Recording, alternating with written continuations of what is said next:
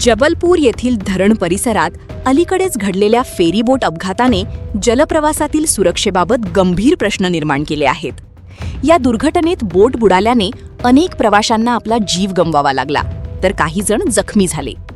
प्राथमिक माहितीनुसार बोटीची क्षमता, सुरक्षा साधनांची उपलब्धता आणि प्रशासनाच्या देखरेखीतील त्रुटी या घटनेमागील कारणांमध्ये समोर येत आहेत.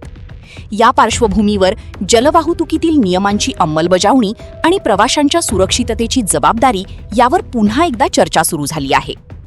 या अपघातामुळे अनेक मूलभूत बाबींवर प्रश्नचिन्ह निर्माण झाले आहे. संबंधित बोटीची नियमित देखभाल झाली होती का? प्रवाशी क्षमतेपेक्षा अधिक लोकांना प्रवासाची परवानगी देण्यात आली होती का? तसेच चालकाचे प्रशिक्षण आणि प्रमाणपत्र योग्य होते का? याची चौकशी अपेक्षित आहे. सर्वात महत्त्वाचा मुद्दा म्हणजे प्रत्येक प्रवाशासाठी पुरेशा प्रमाणात लाईफ जॅकेट उपलब्ध होती का आणि त्यांचा योग्य वापर करण्यात आला होता का हा ठरतो. या बाबींकडे दुर्लक्ष झाल्यास अशा दुर्घटना अधिक घातक ठरू शकतात. लाईफ जॅकेट हे जलप्रवासातील अत्यावश्यक सुरक्षा साधन मानले जाते. पाण्यात पडल्यास व्यक्तीला तरंगत ठेवण्याची क्षमता त्यात असते. तसेच बेशुद्ध अवस्थेतही व्यक्तीचा चेहरा पाण्याबाहेर राहील अशा प्रकारे त्याची रचना केलेली असते. त्यामुळे पोहता येणाऱ्या आणि न येणाऱ्या दोघांसाठीही ते तितकेच महत्त्वाचे ठरते.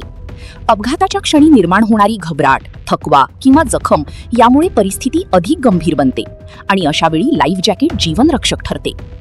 या घटनेनंतर प्रशासनावर जलवाहतुकीतील सुरक्षा नियम अधिक कडकपणे लागू करण्याचा दबाव वाढला आहे. बोटींची नियमित तपासणी, सेफ्टी ऑडिटची पारदर्शकता आणि नियमांचे उल्लंघन करणाऱ्यांवर कठोर कारवाई करण्याची गरज व्यक्त केली जात आहे. त्याचबरोबर प्रवाशांनीही स्वतःच्या सुरक्षिततेबाबत जागरूक राहून लाईफ जॅकेटचा वापर अनिवार्य करणे आवश्यक आहे.